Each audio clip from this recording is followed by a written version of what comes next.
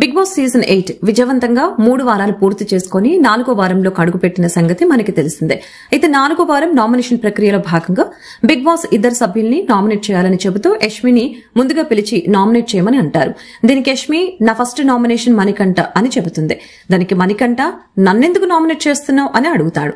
అయితే యష్మి నేను నీకు లాస్ట్ వీకే చెప్పాను మణికంఠ, నేను నిన్ను ప్రతి వీక్ నామినేట్ చేస్తానని, అందుకే ఈ వీక్ కూడా నామినేట్ చేస్తున్నాను అని ప్రేరణ విషయంలో కూడా నువ్వు ఓవర్ యాక్టింగ్ చేసిన పద్ధతి నాకు అస్సలు నచ్చలేదు. దాని గురించి నాగార్జున సార్ కూడా చెప్పారు, అందుకే నిన్ను నేను నామినేట్ చేస్తున్నాను.